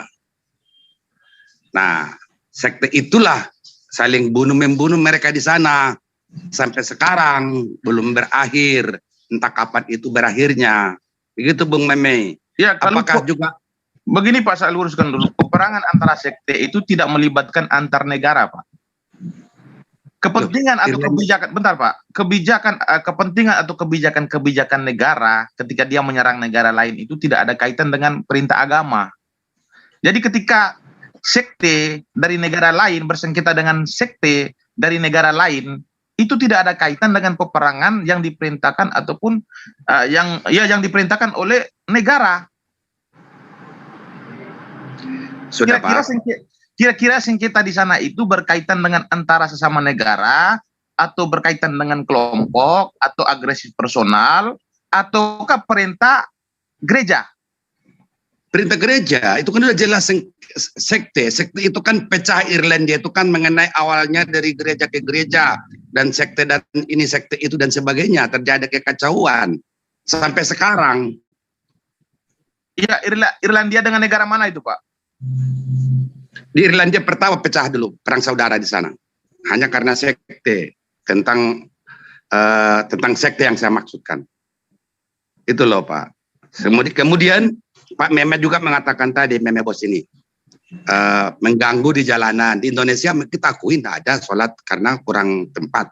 Tapi bagaimana kalau di Yunani sana itu? Bunyi gereja jam 6 pagi sampai jam 6 sore harus ada izin kalau berlalu lalang. Tidak bisa lagi melakukan aktivitas apapun. Apa memang Pak Meme belum pernah ke Yunani kah? Terima kasih. Bunyi apa itu, Pak? Bunyi gereja, lonceng gereja di Yunani itu jam 6 itu sudah tidak boleh lagi orang berlalu lalang, dilarang.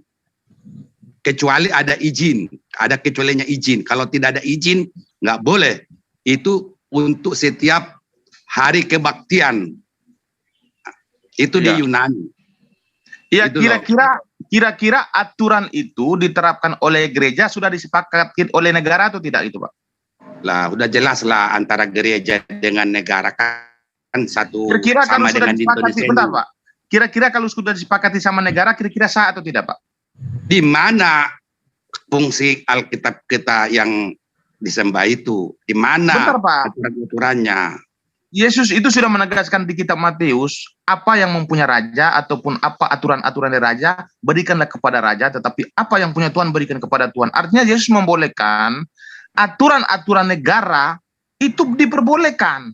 Jadi jika memang ada gereja, mereka mempunyai inisiatif bahwasan jam 6 pagi itu tidak boleh orang berlalu lalang, lalu mereka meminta izin kepada negara, lalu negara memberikan hak itu. Apa ada yang salah di situ, Pak? Tidak. Saya tidak katakan salah, Pak. Saya tidak menghakimin. Saya akan mengembalikan yang Bapak tanggapin tadi, respon dialognya dengan Ustadz Juma. Itu saya ingin mau luruskan klarifikasi tentang pendapat Bapak Meme Bos ini, gitu loh. Iya, kalau saya katakan yang Bapak katakan di Yunani ini tidak ada yang salah di situ. Karena itu disetujui oleh negara dan sudah pasti atas kesepakatan satu bangsa itu. Tetapi kalau ketika orang sholat di Indonesia, contoh saya mengatakan orang sholat di mana-mana, mengganggu orang lewat ketika demo sholat di jalan, itu atas persetujuan kesepakatan negara atau bukan? Apakah aturan negaranya diterapkan seperti itu? Ya, kita tidak terlalu jauh kepada hukum pemerintahan, kita cukup kepada klarifikasi yang maksudkan tadi. Jadi dengan kalau memang Bapak hanya butuh klarifikasi, itu sudah saya klarifikasi itu, Pak. Nah, itu aja. Konsistensinya aja yang saya ingin tahu gitu loh, Bapak Meme. Iya, jadi Yesus menegaskan hukum negara itu juga wajib harus diikuti dan juga hukum Tuhan wajib diikuti. Jadi kita sebagai manusia hidup di dunia harus mengikuti dua hukum, yaitu di mana kamu berpijak, di situ langit dijunjung. Artinya ketika kamu berada di Indonesia, kamu wajib mengikuti hukum negara. Itu ditegaskan oleh Yesus. Lalu apa yang punya Tuhan atau hukum Tuhan atau perintah-perintah Tuhan wajib kamu ikuti. Itu ditegaskan oleh Yesus, Pak. Oke, terima kasih Pak Meme. Lanjut. Oke. Di mana di Indonesia yang bertentangan dengan negara? Yang menurut mengganggu itu yang kejadian yang mana? Meme? Kira-kira ketika orang demo, lalu orang sholat di jalan-jalan menutup lalu lintas, orang lewat itu mengganggu orang lewat ya? Iya, di mana kejadiannya? Lo banyak kejadian di Indonesia. Anda tinggal di Indonesia itu bukan? Ada nggak kalau orang misal demo udah boleh sholat gitu? Ada perlarangan dari pemerintah? Ya memang dari pemerintah itu tidak dilarang. Ya udah kalau orang sholat. Tetapi itu mengganggu orang lain, Pak, mengganggu. Ya di mana lain. Itu? Yang saya biasa kok mereka sholat dan mengganggu kok mereka. Karena yang bagi saudara Muslim tidak mengganggu, tetapi iya, di mana kejadiannya itu? Kejadiannya di mana? Oh banyak. Gerakan 212 ataupun yang lain-lain itu banyak. Mereka Pak, yang aku tahu sholat di masjid, di musola. Terus kalau memang ada tempat, memang tempat bukan di tengah jalan, nggak ada. Kalau di tengah jalan ya mungkin karena jalannya udah ditutup, ada orang lewat di situ gitu. Iya, jalan ditutup itulah mengganggu orang lewat, Pak. Ya Pak, paham makanya tidak? kalau memang sudah diatur oleh pemerintah ini jalan ditutup, ya berarti kan tidak melanggar. Iya, undang-undang yang mana mengatur tentang itu, Pak? Nah iya coba sekarang misal ada Itu acara kan apa ya? sebentar. Itu kan hanya minta izin sebentar untuk berdemo, tetapi apakah diizinkan untuk sholat di jalan, Pak, oleh Nah, pemerintah? makanya kalau sudah jalan itu oleh orang-orang di sana ditutup, berarti kan atas polisi tahu kan ditutup di situ. Berarti kalau tidak ada orang lewat kan kalau ditutup. Setahu Boleh saya nggak di ketika tempat orang itu? meminta, setahu saya ketika orang meminta izin untuk demo, lalu minta izin untuk sholat di jalan, tidak ada, Pak, itu, Pak. Nah iya intinya di situ pastilah itu bukan tempat jalan yang orang lewat langsung tunggu ya jangan lewat dulu saya mau sholat, nggak ada kan kayak gitu kan? Setata saya. Biar saya dulu. Ya ya. Ya. Jadi gini Meme Bos, saya tidak ngebela yang demo, saya juga tidak ngebela yang tidak demo. Ya. Pada saat demo, entah itu aktivitasnya berorasi atau dia mungkin sekalian sholat, ya karena sholat itu adalah kewajiban buat umat Islam. Ketika dia demo, maka dia tidak mau ketinggalan jam sholat, ya dia sholat di jalan, nggak apa-apa. Kenapa? Dan kalau sholat di jalan itu dan sholat itu Ada uang hanya 5 receh. menit. Ya ya yes. Itu Di siapa mute ini? dulu. Mute dulu. Jadi sholat itu tidak lebih dari 10 menit. Jadi jangan kamu menerawang melihat semut di ujung pulau kelihatan, sementara papan di depan matamu nggak kelihatan. Jangan kamu ingin mengkriminalisasi sholat gitu. Sholat itu hanya 10 menit saja. Sedangkan inti mereka adalah demo. Kalau demo itu dilarang, pasti sudah dibubarkan sama aparat. Barikade sudah membubarkan. Apapun resikonya akan dibubarkan karena mereka itu punya SOP, gitu ya. Jadi dan kamu tahu pada saat orang-orang itu melakukan demo, siapapun itu yang demo, baik mengatasnamakan apa atau mengatasnamakan buruh dan apapun, ya. Termasuk demo Papua Merdeka di Jakarta itu kacau, kamu juga nggak lihat matamu itu gimana, ya kan? Biar kamu tahu itu semua itu dilakukan rekayasa lalu lintas oleh aparat. Jadi rekayasa lalu lintas itu apa? Apabila terjadi demo di sini, maka ya di situ saja kamu demo.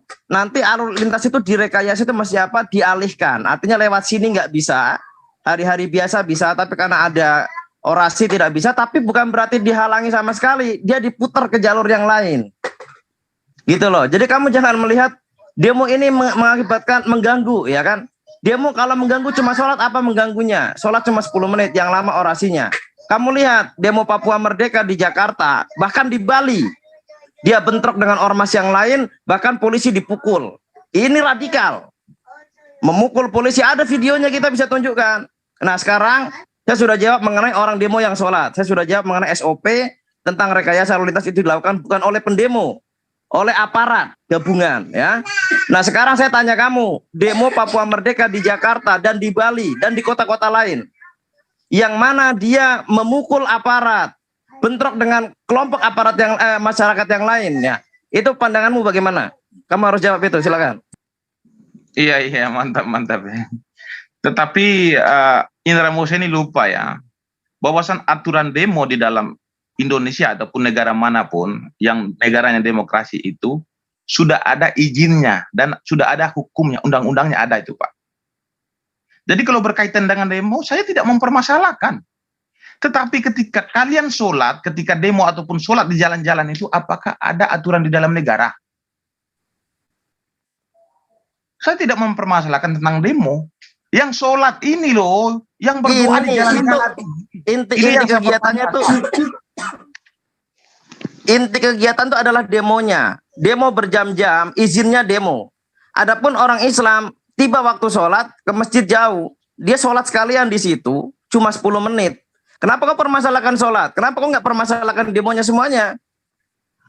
212 itu Pak, sebelum demo mereka sudah berjanji atau mengadakan akan ada sholat bareng Pak.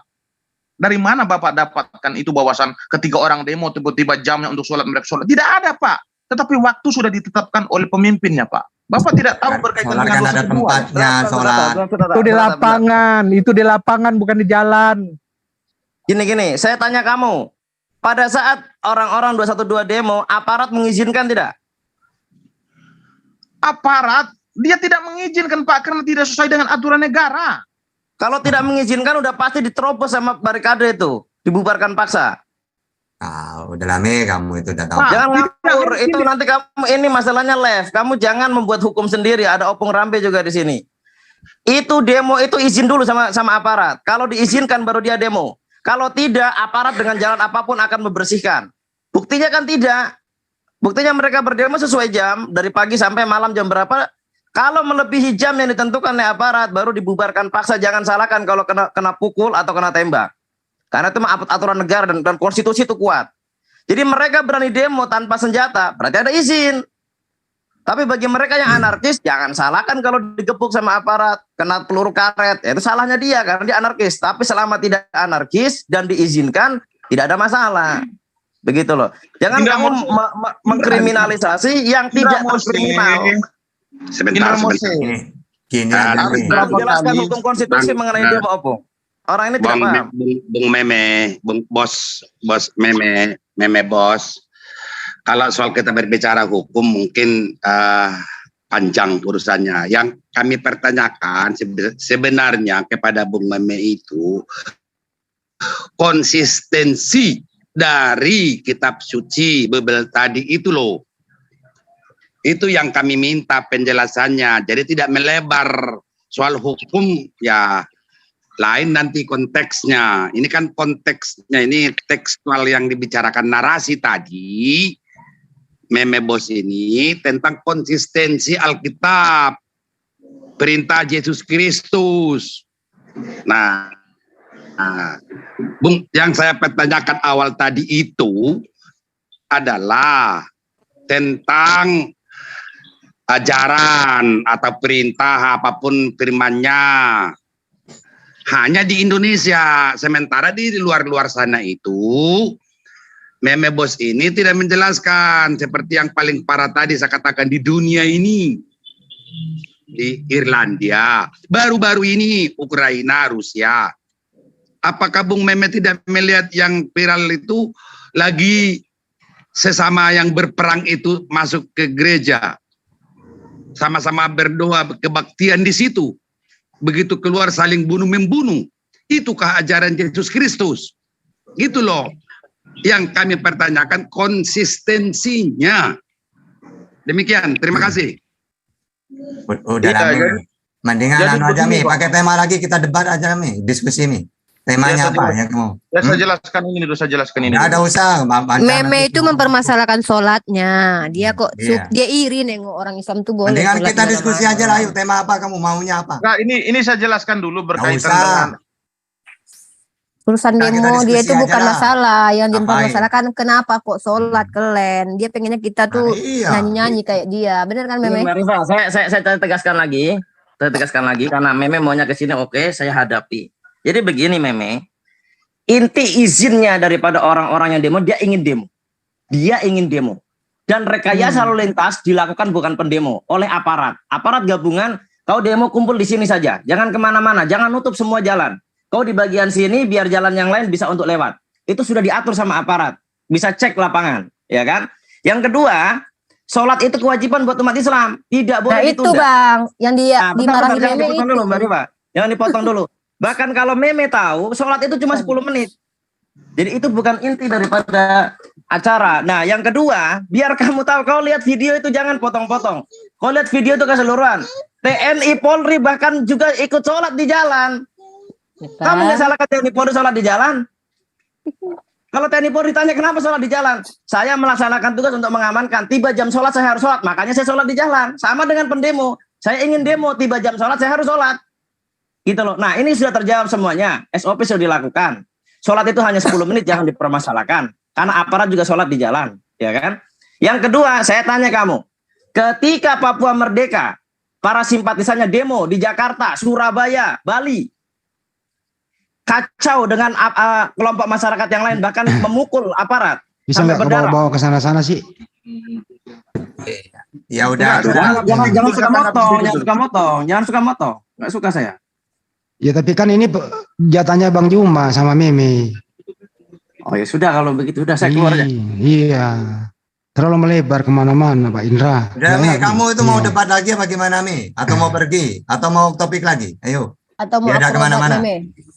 Boleh, Mehmet? boleh satu jam ya tetapi ya. Iya, iya, iya. Mehmet mau akrobat. Nah, jadi gini, Mi. Tadi kan Rifa, kamu kan... kenapa kalau saya tantang selalu kabur, Rifa? Enak aja. Ya, pilih. Sejak kapan aku Pilih aja kamu sekarang. tunggu, Mau tunggu, sama tunggu. Rifa? Atau mau sama... Tunggu, saya ambil alih dulu. Meme, Ripa bukan kabur. Karena kan Ripa itu kan kadang-kadang kan belum balas gitu loh, Me. Jadi yang ada di sini kebetulan ada Ripa, ada Bang Juma. Nah, Bang Juma nanya dari pagi, makanya saya jadwalkan ke Bang Juma gitu loh. Ini udah nggak? Bang Juma udah kelar. Lanjut. Belum kelar. Lanjut. Ya, Bawa udah. satu gereja, Me. Nggak pernah Udah aku kelar tadi, kabur. udah kelar tadi. Nah Ya, aja. Kalau udah. Bang Juma udah kelar, maaf kita tutup dulu, baru kita buka lagi siapa Iya. yang berhadapan dengan Meme supaya nggak kelihatan Memenya dikeroyok gitu loh. Nah, tunggu dulu. Ayo, Me. Kamu, Yon, carikan lagi, Yon. 2, Yon. Saya dengan Rifa nanti. Iya begitu. Baik. Jadi ada untuk kok. Abang-abangnya untuk- sama Meme ya. iya untuk session ini Gimana? kita sebentar tak izin. Untuk session ini kita tutup dulu. Habis itu kita buka lagi. Begitu setuju? Iya, setuju. Setelah Bilang ditutup. dulu, mau apa enggak? Nanti nunggu-nunggu orang. Enggak, setelah ditutup baru kita koordinasi lagi supaya koordinasi ini enggak kedengaran di live gitu. Lanjutkan. Rising time. Come on. Oke, come on. Kita tutup dulu ya. Terima kasih kawan pila yang ada di live chat. Demikianlah tadi diskusi antara Bang Juma dengan Meme Bos. Habis ini kita lanjut lagi. Meme Bos bersama temannya. Kami Satu carikan gereja. temannya. Sama Mbak Ripa sama Uta Tata yang melanjutkan. Terima kasih. Kita jumpa lagi 2 menit. Ya, setelah kita koordinasi. Wabillahi taufiq wal hidayah. Assalamualaikum warahmatullahi wabarakatuh. Sampai jumpa. Waalaikumsalam warahmatullahi wabarakatuh. Aku balas kok Bang Zion, kan aku bilang kemarin. Iya. Enggak, tadi kan aku pikir enggak tadi kan enggak ada ya